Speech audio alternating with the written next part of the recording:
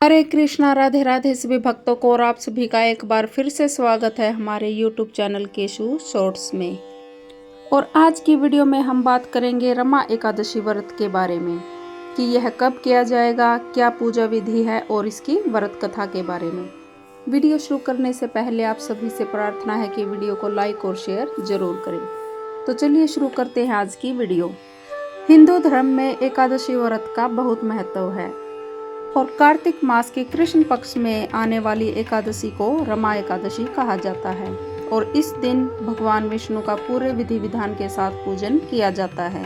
इस बार रमा एकादशी का व्रत 17 अक्टूबर को रखा जाएगा और पूजा के लिए शुभ मुहूर्त सुबह 10:35 से लेकर 11:12 तक रहेगा, लेकिन सूर्योदय के बाद आप किसी भी समय पूजा कर सकते हैं। अब जानते हैं एकादशी व्रत की पूजा विधि के बारे में। सबसे पहले सुबह जल्दी उठकर स्नान कर लें। उसके बाद हाथ में जल लेकर भगवान विष्णु और माता लक्ष्मी का स्मरण करते हुए व्रत का संकल्प लें। पूजा के लिए एक चौकी पर पीला वस्त्र बिछाकर भगवान विष्णु और माता लक्ष्मी की मूर्ति या तस्वीर स्थापित करें। मूर्ति या तस्वीर पर जल, फूल, पीला चंदन और पंचामृत अर्पित करें। सात्विक चीजों का भोग लगाएं।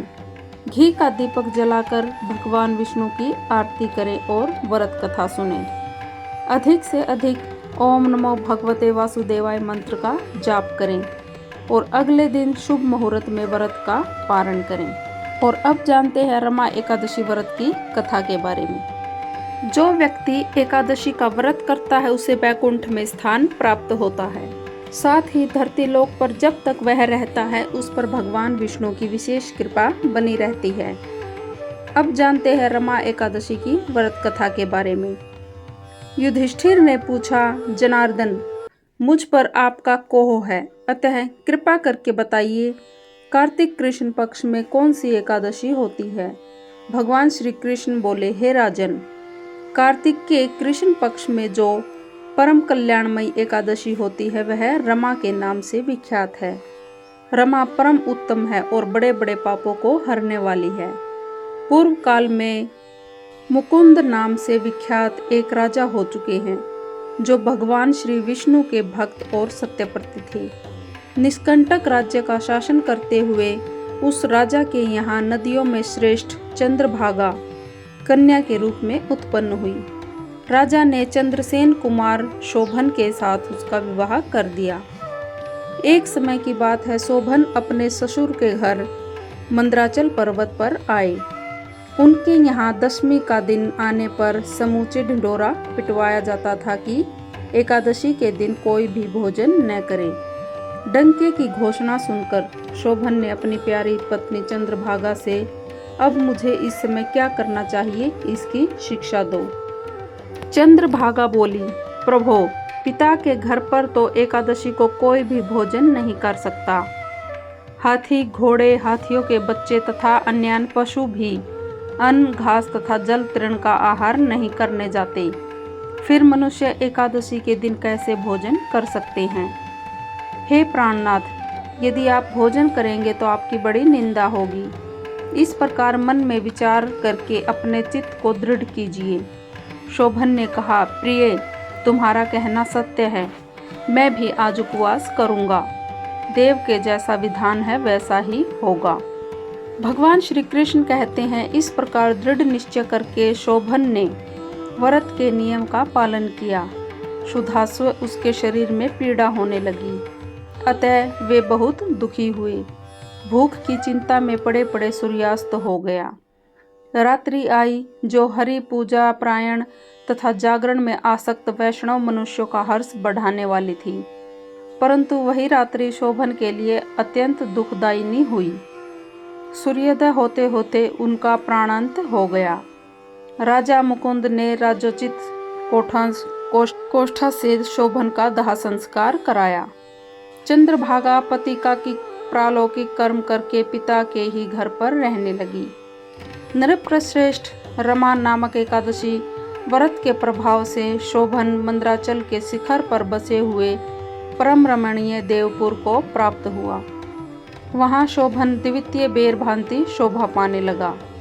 राजा मुकुंद के नगर में सोम शर्मा नाम से विख्यात एक ब्राह्मण रहते थे। वे तीर्थ यात्रा करके घूमते हुए कभी मंदराचल पर्वत पर गए। वहां उन्हें शोभन दिखाई दिए। राजा के दामाद को पहचानकर वे उनके समीप गए।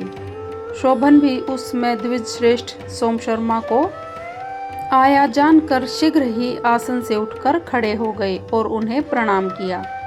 फिर क्रमशः अपने ससुर राजा कुंद का, प्रिय पत्नी चंद्रभागा का तथा समस्त नगर का कुशल समाचार पूछा। सोमशमन ने कहा, राजन, वहाँ सबकी कुआल है। यहाँ तो अद्भुत आश्चर्य की बात है। ऐसा सुंदर और विचित्र नगर तो कहीं किसी ने भी नहीं देखा होगा। बताओ तो सही, तुम्हें इस नगर की प्राप्ति कैसे हुई? शोभन बोले, द्विजेंद्र, कार्तिक कृष्ण पक्ष में जो रमा नाम की एकादशी होती है, उसी का व्रत करने से मुझे ऐसे नगर की प्राप्ति हुई है। ब्राह्मण, मैंने श्रद्धाहीन होकर इस उत्तम व्रत का अनुष्ठान किया था, इसीलिए मैं ऐसा मानता हूँ कि यह नगर सदा स्थिर रहने वाला नहीं है। आप मुकुंद की सुंदरी कन्या चंद्रभागा से यह सारा वृतांत कहिएगा। शोधन की बात सुनकर सोम ब्राह्मण मुकुंदपुर में गए और वहां चंद्रभागा के सामने उन्होंने सारा वृतांत कह सुनाया। सोम शर्मा बोले, शुभे, मैंने तुम्हारे पति को प्रत्यक्ष देखा है तथा इंद्रपुरी के समान उनके दुधर्ष नगर का भी अवलोकन किया है। वे उसे अस्थिर बतलाते थे, तुम उसको स्थिर बनाओ। चंद्रभागा ने कहा, ब्राह्मण, मेरे मन में पति के दर्शन की लालसा जगी हुई है। आप मुझे वहां ले चलिए। मैं अपने व्रत के पुण्य से उस नगर को स्थिर बनाऊंगी। भगवान श्री कृष्ण कहते हैं, राजन, चंद्रभागा की बातें सुनकर सोम शर्मा उसे अपने साथ मंदराचल पर्वत के निकट वामदेव मुनि के आश्रम पर ले गए। वहां ऋषि के मंत्रों की शक्ति तथा एकादशी सेवन के प्रभाव से चंद्रभागा का शरीर दिव्य हो गया तथा उसने दिव्य गति प्राप्त कर ली थी। इसके बाद वह अपने पति के समीप गई। उस समय उसके नेत्र हर्षोल्लास से खिल रहे थे। अपनी प्रिय पत्नी को आई देख शोभन को बड़ी प्रसन्नता हुई। उन्होंने उसे बुलाकर अपने वाम भाग में सिंहासन पर बिठाया। तदंतर चंद्रभागा ने हर्ष में भरकर अपने प्रियम से यह वचन कहा, नाथ, मैं हित की बात कहती हूँ, सुनिए। पिता के घर में रहते समय जब मेरी अवस्था 8 वर्ष से अधिक हो गई, तभी से लेकर आज तक मैंने जो एकादशी के व्रत किए हैं और उनसे मेरे भीतर जो पुण्य संचित हुआ है, उसके प्रभाव से यह नगर कल्प के अंत तक स्थिर रहेगा और यह सब प्रकार के मनोवांछित वैभव से समृद्धिशाली होगा। नृपश्रेष्ठ, इस प्रकार रमा व्रत के प्रभाव से चंद्रभागा दिव्य भोग, दिव्य रूप और दिव्य आभरणों से विभूषित हो गई और अपने पति के साथ मंदराचल के शिखर पर विहार करती है। राजन, मैंने तुम्हारे समक्ष रमा नामक एकादशी का वर्णन किया है। यह चिंतामणि तथा कामधेनु के समान सब मनोरथों को पूर्ण करने वाली है। मैंने दोनों पक्षों के एकादशी व्रत का पापनाशक महात्म्य बताया है। जैसे कृष्ण पक्ष को एकादशी है, वैसे ही शुक्ल पक्ष की भी है।